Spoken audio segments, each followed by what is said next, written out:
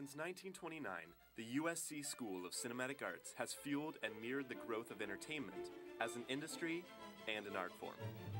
The school offers comprehensive programs in animation and digital arts, critical studies, directing, producing, interactive media, production, and writing, all backed by a broad liberal arts education in each field.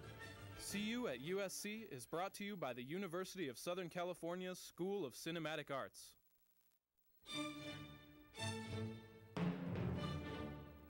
Since 1929, the USC School of Cinematic Arts has fueled and mirrored the growth of entertainment as an industry and an art form.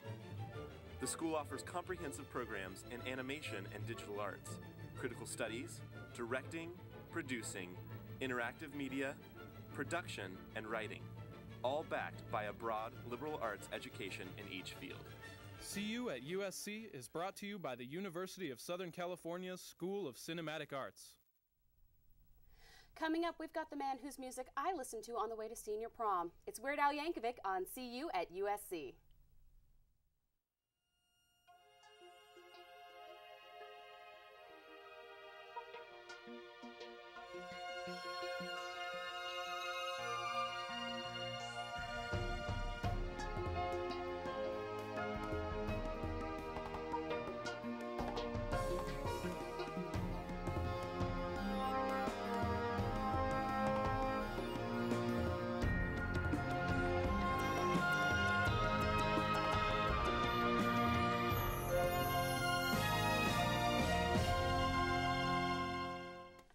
Hey, welcome to CU at USC. I'm your host, Jacqueline Crinion.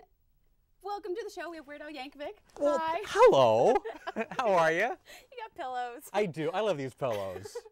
These are historical pillows. They've been with the show for 500 years, you said? That's about how long we've been on air. Oh, they're wonderful. They smell like it. Actually, I wonder if they've ever been washed. I don't know if I should I be hope wondering. not.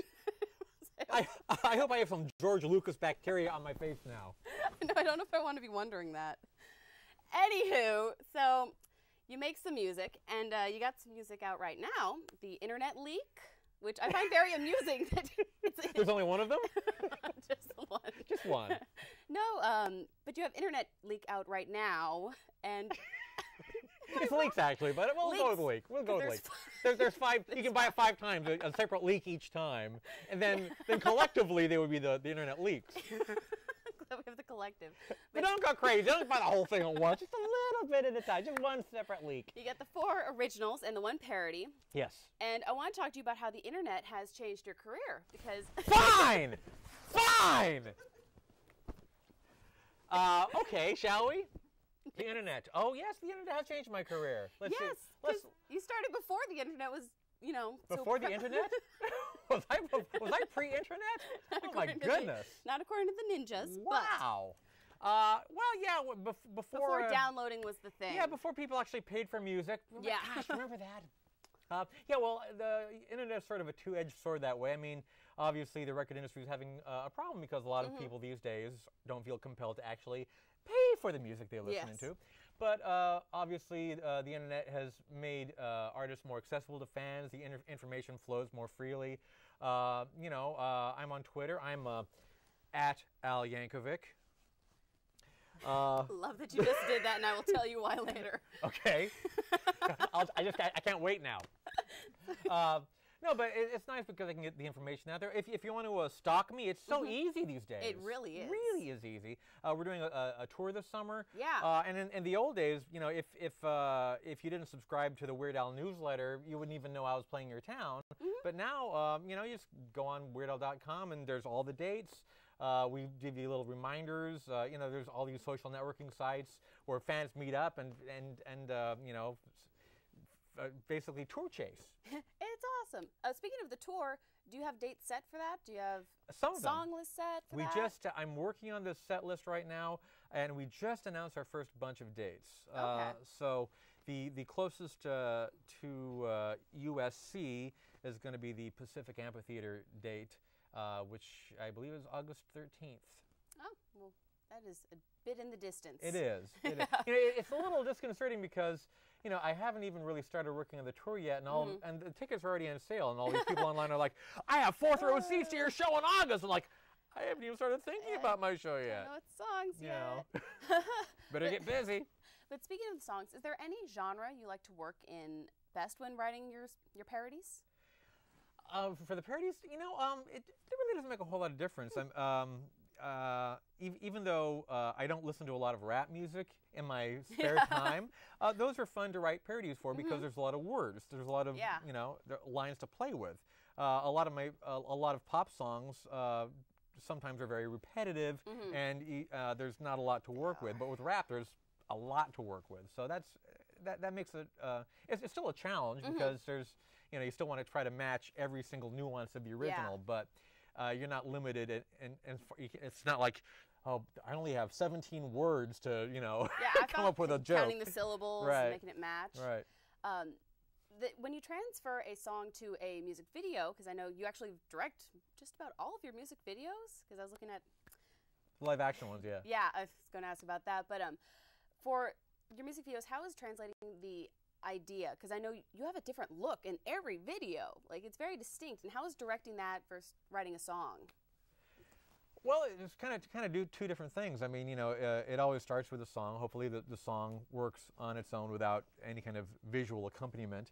And then once I decide that a song is worth making into a music video, then I kind of figure out what's the best way to visually portray it. And I try to, if possible, be playing a character. Yes, many a character. Yeah, in those yeah. videos. So it really comes down to serving the song, whatever's best for the song, and then just trying to translate that visually.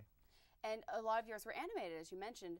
How do you decide which songs will be animated? Do animators say, "Hey, Weird Al, I'd like to do a music video for you"? Well, mostly I've been approaching the animators. And you've had some very big ones. Yeah, yeah. In the last couple of years, I've had Bill Plimpton, John Chris Falusi, the guys from Robot Chicken, Jim Blashfield, Liam Lynch. That wasn't an animated video, but that was one of the new internet leaks. Divya Srinivasan did Skipper Dan from the internet leaks.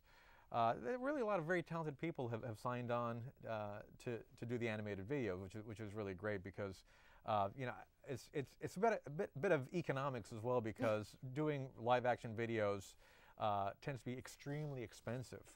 And not that animation isn't, but I mean, for what it cost me to do White and Nerdy, I could do a lot of animated videos. Ones.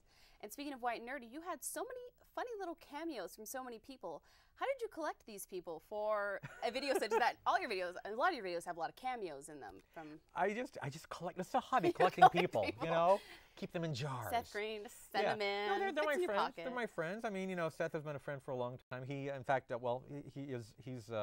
he runs Robot Chicken, and they did my video for Weasel Stomping Day. And I've just known Seth for a long time, and said, hey, I'm doing this thing. You want to come by and be in my video for 3 seconds? Like, sure. And Judy Tenuta was in the video. The guys from Mad TV, Jordan Peele and Keegan Michael Key, and those guys. I just, they just thought it was a fun way to spend half a day. Yeah, I think it would be. Shoot. And what about collaborating? Because I'm a big fan of MC Lars, and you played on one of his tracks. I did. And I love that he intros it being like, got my childhood hero on this track. And you just play accordion, which is so awesome. He didn't have you singing on it. Just rocking the accordion. Yeah, MC Lars is great. I've always been a fan of his stuff. I think he's very clever, and very funny, the last album is just amazingly good. And the first thing that attracted me about him was, I Google myself, as I'm wont to do. Oh, it's fun. And he's always been very complimentary to me. And a lot of times I Google myself, and when people are talking about me, it's like, well, my stuff is funny, but it's not like Weird Al. It's like it's always derogatory. Like, yeah, it's not that. Yeah. And MC Lars would always just, have me in a very nice, positive light, and was very respectful. And I thought, oh, I like this kid. Sure, why not? So I always try to support what MC Lars does.